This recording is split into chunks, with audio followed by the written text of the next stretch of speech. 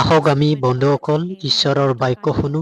ঈশ্বৰৰ বাক্য শুনি আমি জীৱনৰ শান্তি লাভ কৰোঁ। আমি ঈশ্বৰৰ বাক্য শুনি আমাৰ জীৱনৰ কিছু সুখ দুখ বিষয়ে ঈশ্বৰৰ আগত প্ৰাৰ্থনা কৰোঁ। ঈশ্বৰে আমাক শান্তি প্ৰদান কৰিব, ঈশ্বৰে আমাক শক্তি প্ৰদান কৰিব, ঈশ্বৰে আমাক শান্তি দিব, ঈশ্বৰৰ পৰা আমি শান্তি পাওঁ। আমেন এইমেন। সকলোকে পুনৰবাৰ স্বাগতম আশিকলৈ। যদি আপোনাৰ কাষত কোনোবা বহি আছে যাক আপুনি চিনি নাপায়, প্লিজ তেওঁলোকক এটা হেণ্ডশ্বেক দিয়কচোন। সকলোৰে আপোনালোকে নাজানে চাগে আপোনাক যীশুৱে কিমান মৰম কৰে, সেইকাৰণে ইমান আজি চিৰিয়াছ হৈ পেলাই আহিছে। কিন্তু প্লিজ এজন এইজনক ৱেলকাম কৰক। যদি কোনোবা নতুন লগ পাইছে আৰু পিছতো যেতিয়া সভা শেষ হ'ব, কাৰ্যসূচী শেষ হ'ব, তাৰপিছত চাহ খোৱাৰ সময়তো কাৰোবাৰ এটা নতুন মানুহক চিনাকি কৰিব নিজৰ লগত। আমেন। এই গোটেই মাহটো আমি যোৱা মাহটো একচুৱেলি আমি পবিত্ৰ আত্মাৰ বিষয়ে বহুত শিকিলোঁ। আৰু এইটো মাহ মোক ঈশ্বৰে দেখুৱাই আছিলে কেনেকৈ আমি বহুতে যীশুৰ নাম জানো, যীশুৰ গীত জানো, কিন্তু আমাৰ সেই ভিতৰৰ পৰা যীশুৰ প্ৰতি সেই আৰাধনাটো কেতিয়াবা নাহেগৈ, কাৰণ আমি যীশুখ্ৰীষ্টক এতিয়াও ভালদৰে নাজানোৱে। যীশুখ্ৰীষ্টৰ বিষয়ে আমি ভালকৈ নাজানোৱে। তেওঁৰ নামটো শুনিছোঁ, কোনোবাই মাতিছে, ইয়াতে পৰিৱেশটো ভাল লাগিছে কাৰণে আমি আহিছোঁ, কিন্তু যীশুৰ লগত আমি সন্মুখীন হোৱা নাই। যীশুৰ বিষয়ে আমি ভালদৰে এতিয়ালৈকে শিকা নাই। আৰু পিতৃৰ এটাই শিক্ষা আছে, এটাই চাৰ্মন আছে, আৰু সেইটো হ'ল পুত্ৰ। আমেন। আপুনি কেতিয়াও ক'ব নোৱাৰে যে যীশুখ্ৰীষ্ট এই পুৰণা চাৰ্মন, এইটো কিবা এটা নতুন লাগে। নাই, পিতৃৰ এটাই শিক্ষা আছে, আৰু সেইটো কি হয়? পুত্ৰ। মোৰ লগত কওক, পুত্ৰ। এইমেন। চ' আমি গোটেই মাহটো আমি যীশুখ্ৰীষ্ট আমাৰ কাৰণে কি হয়, যীশুখ্ৰীষ্টই কি কি কৰিছে আমাৰ বিশ্বাসীবোৰৰ কাৰণে, গোটেই জগতৰ কাৰণে, তেওঁৰ পৰিচয় কি হয়, তেওঁ ঈশ্বৰ হয় নে মানুহ হয়, আমি সকলো বস্তু শিকিবলৈ গৈ আছোঁ। এইমেন। আমেন। অসমীয়া মানুহে কিমান জোৰত আমেন ক'ব পাৰে কওকচোন এবাৰ। 1 2 3 আমেন। য়েছ, থেংক ইউ। এতিয়াহে লাগিছে আপোনালোক আছে, নহ'লে মই চকীক প্ৰচাৰ কৰা যেনহে পাই আছিলোঁ দেই। আমেন ক'ব। যেতিয়াও কিবা এটা বস্তু পবিত্ৰ আত্মাই হৃদয়ত দিয়ে যিহেতু মোৰ কাৰণে হয়, তেতিয়া লগে লগে আমেন কৈ সেইটো গ্ৰহণ কৰি ল'ব। আমেন। আমেন। চ' আমি এইটো মাহ শিকিবলৈ গৈ আছোঁ কেনেকুৱাকৈ যীশুখ্ৰীষ্ট বাক্য হয় আৰু ঈশ্বৰৰ পুত্ৰ হয়। এই দুটা শব্দ যীশুৰ কাৰণে ব্যৱহাৰ কৰা গৈছে। আপুনি শুনিছে চাগে, যীশু ঈশ্বৰৰ বাক্য হয়, যীশু ঈশ্বৰৰ পুত্ৰ হয়। আৰু আজি আমি বুজিবলৈ গৈ আছোঁ যীশু বাক্য হোৱা মানে কি, আৰু যীশু পুত্ৰ হোৱা মানে কি। কি ঈশ্বৰৰ পুত্ৰ হ'ব পাৰে? কি ঈশ্বৰে কি বিয়া পাতি পালে পুত্ৰ জন্ম দিছিলে? নহয়। তে যীশু ঈশ্বৰৰ পুত্ৰ কেনেকৈ হ'ল? আৰু যীশুখ্ৰীষ্ট যে ঈশ্বৰৰ বাক্য বুলি কোৱা গৈছে, তাৰ অৰ্থটো কি হয়, তাৰ মানেটো কি হয়, আজি আমি সেইটোৰ বিষয়ে শিকিবলৈ গৈ আছোঁ। এইবাবে আমাৰ শিক্ষাটোৰ নাম হয় আজি যীশু বাক্য আৰু ঈশ্বৰৰ পুত্ৰৰ হিচাপে। দেখা পাইছেনে সকলোৱে? যীশু বাক্য আৰু ঈশ্বৰৰ পুত্ৰৰ হিচাপে। প্ৰথম প্ৰশ্ন যোনটো আমি সকলোৱে সুধিব লাগে নিজকে, যীশুখ্ৰীষ্ট মানুহ হয় নে ঈশ্বৰ হয়? মানুহ হয় নে ঈশ্বৰ হয়? তেওঁ যে জগতত আহিছিলে, যি যি কাম কৰিছিলে, মানুহৰ ৰূপত কৰিছিলে নে ঈশ্বৰৰ ৰূপত কৰিছিল? মানুহৰ ৰূপত। তেওঁ ঈশ্বৰ নহয়। ঈশ্বৰ হয়তো মানুহ কেনেকৈ হয়? যীশুখ্ৰীষ্ট, আজি আমি এইটো বস্তু ক্লিয়াৰলি ক'ম, কাৰণ এইবোৰ শব্দ আমি শুনো, ঈশ্বৰৰ পুত্ৰ আমি জানো, কিন্তু তাৰ মানেটো আমি ভালদৰে নাজানো। মই যদি আপোনাক কওঁ, বুজাই দিয়কচোন, যীশু ঈশ্বৰৰ পুত্ৰ কেনেকৈ হ'ল, ঈশ্বৰৰ পুত্ৰ কেনেকৈ আছে, বুজাব পাৰিব? আমি জানো শব্দবোৰ, কিন্তু হৃদয়ত এতিয়ালৈকে আমি ভালদৰে বস্তুটো বুজা নাই। যীশুখ্ৰীষ্ট ঈশ্বৰ হয়। আমেন। মই এবাৰ আপোনালোকক শিকাইছিলোঁ কেনেকৈ যীশুখ্ৰীষ্ট এটা কাপোৰ এটাৰে উদাহৰণে মই দেখাইছিলোঁ যে এটা একেই কাপোৰৰ পৰা যদি আমি শ্বাৰ্ট পেণ্ট টাই বনাওঁ, গোটেইকেইটাৰ চৰিত্ৰ একে, কিন্তু গোটেইকেইটাৰ কাম বেলেগ। ঠিক সেই ধৰণকে ঈশ্বৰ পিতৃ, ঈশ্বৰ পুত্ৰ আৰু ঈশ্বৰ পবিত্ৰ আত্মা একেই কাপোৰখনৰ পৰা ওলাইছে। আমেন। কিন্তু গোটেইকেইটাৰ দায়িত্ব বা গোটেইকেইটাৰ যোনটো কাম হয় আমাৰ জীৱনত বেলেগ বেলেগ। পিতৃয়ে সৃষ্টি কৰে, পুত্ৰই উদ্ধাৰ কৰে, আৰু পবিত্ৰ আত্মাই সলনি আনে। আমেন। চ' যীশুখ্ৰীষ্ট ঈশ্বৰ হয়। মোৰ লগত কওক, যীশু ঈশ্বৰ হয়। কিন্তু যেতিয়া তেওঁ জগতলৈ আহিছিল, তেওঁ নিজৰ ঈশ্বৰী হোৱাৰ যোনবোৰ অলৌকিক ক্ষমতাবোৰ আছে, যোনবোৰ শক্তি আছে, সেইটো ত্যাগ কৰি আহিছিল। আমেন। তেওঁ সম্পূৰ্ণৰূপে জগতত মানুহৰ হিচাপত আহিছিল। নিজৰ সেই অলৌকিক শক্তিবোৰ কেলে ত্যাগ কৰিলে, সেইটোৰ বিষয়েও আমি শিকিবলৈ গৈ আছোঁ। প্ৰথম পদটো আমি চাম, ফিলিপিয়া 2 অধ্যায় 6 পৰা 11 পদ।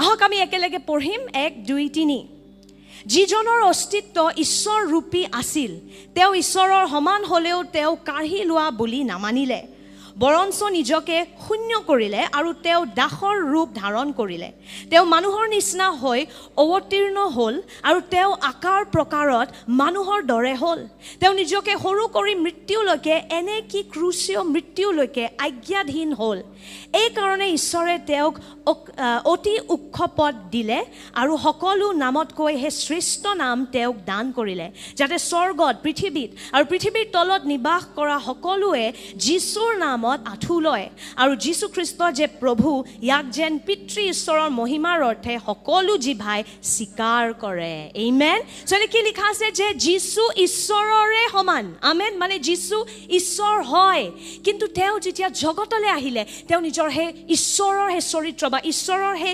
শক্তিবোৰ ত্যাগ কৰি আহিলে আমেন যাতে তেওঁ সম্পূৰ্ণৰূপে মানুহৰ নিচিনাকে জীয়াব পাৰে আৰু আমাৰ স্থানটো ক্ৰছত ল'ব পাৰে আমেন যদি তেওঁ ঈশ্বৰৰ ৰূপত আহিলেতেন ঈশ্বৰটো আত্মা হয় আমেন আত্মাই কেতিয়াও নিজৰ শৰীৰ বলিদান দিব নোৱাৰে সেইকাৰণে যীশু খ্ৰীষ্ট মানুহৰ শৰীৰ লৈ আহিলে কাৰণ আমি জানো যে পাপৰ বেজ হয় মৃত্যু আৰু যেতিয়াৰ লাগে তেজ দিয়া নাযায় পাপৰ পৰা ক্ষমা নাই বুলি ৰোমিয়াত লিখা আছে ইব্ৰীত আছে এইবোৰ পুৰণা নিয়মত আছে আমেন সো আত্মাৰ তেজ নোলায় হয় না নহয় আত্মাৰ তেজ নোলায় সেইকাৰণে যীশু খ্ৰীষ্টই শৰীৰ এটা লৈ সম্পূৰ্ণ ৰূপত মানুহৰ ৰূপত আহিলে যাতে আমাৰ স্থান আমাৰ পাপ তেওঁ ক্ৰুচত ল'ব পাৰে তেওঁ মানুহ হয় আমি কেনেকৈ আমি মানুহৰ ৰূপত আহিলে কিন্তু কি হয় আচলতে তেওঁ ঈশ্বৰ হয় সাধাৰণ মানুহ নহয় ঈশ্বৰে হয় যোনে নিজৰ শক্তিবোৰ ত্যাগ কৰিলে আমাৰ কাৰণে যাতে আমি তেওঁক ঢুকি পাব পাৰোঁ আমেন যাতে তেওঁ আমাৰ স্থান ল'ব পাৰে আৰু আমি এতিয়া তেওঁৰ পুত্ৰ পুত্ৰী হ'ব পাৰোঁ আমেন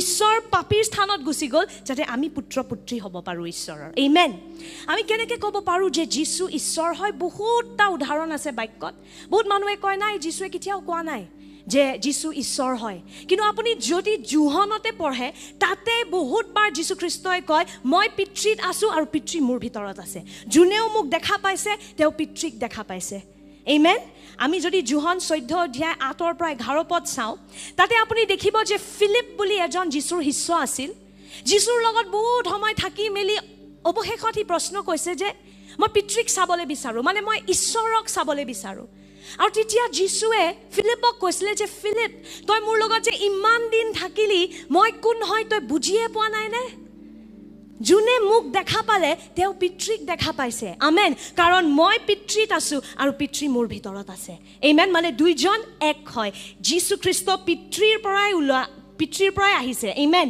বুজি পাই আছেনে আৰু সেইকাৰণে যদি আপুনি যীশুক জানে আপুনি ঈশ্বৰক জানে সেইটো বস্তু যীশু খ্ৰীষ্টই কৈছিলে আপুনি নিজে পঢ়িব পাৰে জোহনত বহুত বাৰ এইটো লিখা গৈছে যে যীশু আৰু পিতৃ এক হয় তাৰপিছত জোহন 8 অধ্যায়ত যদি আমি 58 পদত চাওঁ তাতে লিখা আছে যীশুৱে তেওঁলোকক ক'লে সঁচাকৈ মই আপোনালোকক কওঁ অব্ৰাহামৰ জন্মৰ আগৰ পৰা মই আছোঁ যেতিয়া প্ৰশ্নটো যীশু ঈশ্বৰক মুচাই সুধিছিলে তোমাৰ নাম কি তেতিয়া ঈশ্বৰে কৈছিলে আই এম মই আছোঁ আৰু সেইকাৰণে আমি বুজি পাওঁ যে যীশু খ্ৰীষ্ট সৃষ্টি কৰা সাধাৰণ নবী বা সাধাৰণ মানুহ নহয় আমেন তেওঁ কি কৈছে মোজেছ আব্ৰাহাম ইহঁতিৰ চবৰে আগতে মই আছোঁ আব্ৰাহামৰ আগতে মই আছোঁ মানে যীশুৱে কি কৈ আছিলে ইয়াতে সমঝনে वाले को ইশাৰা কাফি হে আমেন যীশুৱে কি কৈ আছিলে মই আছোঁ সেই একে শব্দটো যোনটো ঈশ্বৰে নিজৰ কাৰণে ব্যৱহাৰ কৰিছিলে